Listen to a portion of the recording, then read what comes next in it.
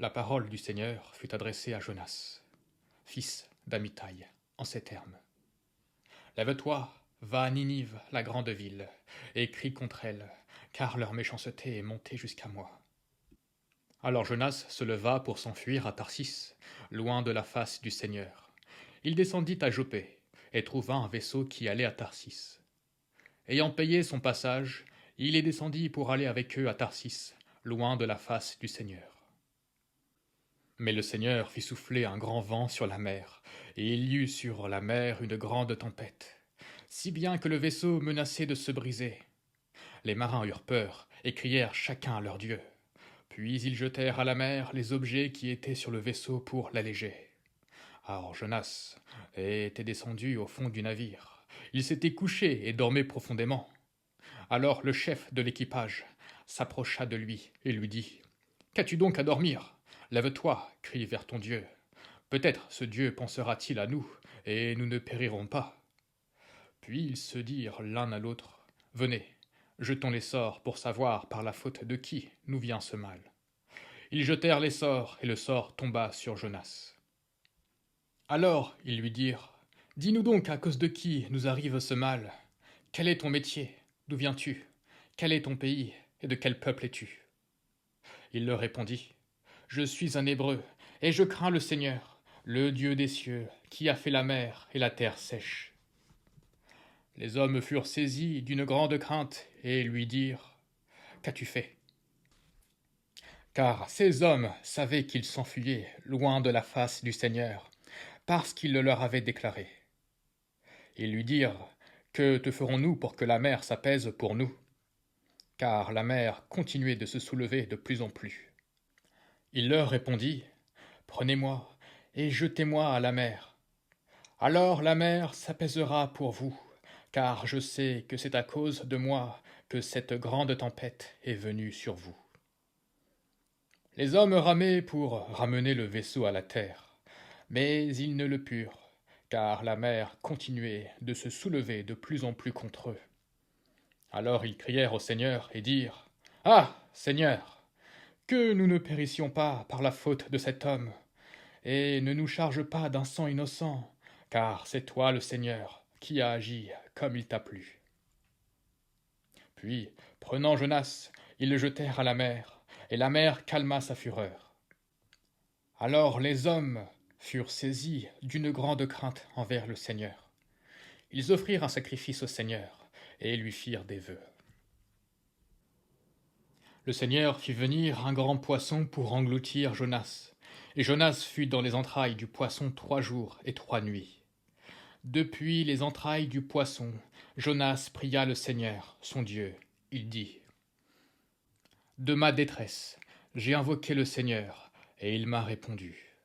Du ventre du Shéol, j'ai crié, tu as entendu ma voix. Tu m'avais jeté dans l'abîme au cœur des mers, et l'onde m'environnait. Tous tes flots et toutes tes vagues ont passé sur moi. Et moi, je disais, j'ai été chassé de devant tes yeux. Pourtant, je continuerai de regarder vers ton saint temple. Les eaux m'avaient enserré jusqu'à l'âme. L'âme m'environnait. L'algue encerclait ma tête. J'étais descendu jusqu'aux racines des montagnes. Les verrous de la terre étaient tirés sur moi pour toujours. Mais tu as fait remonter ma vie de la fosse, Seigneur, mon Dieu. Quand mon âme défaillait en moi, je me suis souvenu du Seigneur, et ma prière est parvenue jusqu'à toi, à ton saint temple. Ceux qui s'attachent à de vaines idoles abandonnent leur piété, mais moi, aux accents de la louange, je t'offrirai un sacrifice. Le vœu que j'ai fait, je l'accomplirai, au Seigneur et le salut. Alors le Seigneur commanda au poisson, et il vomit Jonas sur la terre ferme. La parole du Seigneur fut adressée une deuxième fois à Jonas en ces termes. Lève-toi, va à Ninive, la grande ville, et prêche-lui la prédication que je te dirai. Alors Jonas se leva et alla à Ninive selon la parole du Seigneur. Or Ninive était une ville grande devant Dieu, une ville de 3 journées de marche. Jonas commença à s'avancer dans la ville pendant une journée de marche. et il prêcha, disant: Encore 40 jours, et Ninive sera détruite. Les gens de Ninive crurent en Dieu. Ils proclamèrent un jeûne et se revêtirent de sacs, depuis les plus grands d'entre eux jusqu'aux plus petits. La chose étant parvenue au roi de Ninive, il se leva de son trône, ôta son manteau, se couvrit d'un sac et s'assit sur la cendre. Et on cria dans Ninive, et on dit, par décret du roi et de ses grands, ces paroles: que ni homme, ni bête, bœufs et brebis, ne goûtent rien, ne paissent, et ne boivent pas d'eau, qu'ils se couvrent de sacs, hommes et bêtes, qu'ils crient à Dieu avec force, et qu'ils se détournent chacun de sa mauvaise voie et des actions de violence que commettent ses mains. Qui sait si Dieu ne se ravisera pas et ne reviendra pas de l'ardeur de sa colère, en sorte que nous ne périssions pas. Dieu vit ce qu'ils faisaient, comment ils s'étaient détournés de leur mauvaise voie. Alors Dieu se repentit du mal qu'il avait annoncé de leur faire, et il ne le fit pas. Jonas en éprouva un vif chagrin et fut irrité. Puis, il fit une prière au Seigneur et dit: Ah, Seigneur, n'est-ce pas là ce que je disais lorsque j'étais encore dans mon pays? C'est pourquoi je me suis d'abord enfui à Tarsis, car je savais que tu es un Dieu clément et miséricordieux, lent à la colère, riche en grâce, et se repentant du mal. Maintenant, Seigneur, prends mon âme, car la mort vaut mieux pour moi que la vie. Jonas sortit de la ville et s'assit à l'est de la ville. Là, il se fit une hutte et s'assit dessous à l'ombre, en attendant de voir ce qui arriverait dans la ville. Et le Seigneur Dieu fit pousser un ricin qui s'éleva au-dessus de Jonas, pour qu'il y eût de l'ombre sur sa tête, afin de le délivrer de son mal. Et Jonas éprouva une grande joie à cause du ricin.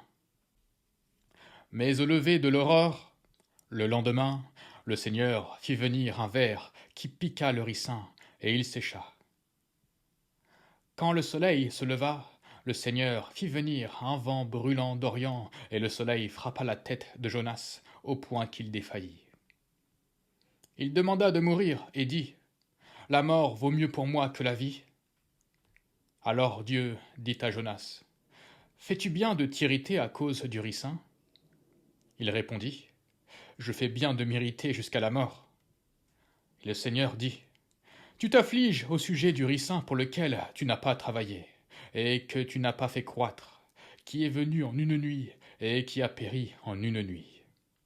Et moi, je ne m'affligerai pas au sujet de Ninive, la grande ville, dans laquelle il y a plus de 120 000 hommes qui ne distinguent pas leur droite et leur gauche, ainsi que des animaux en grand nombre.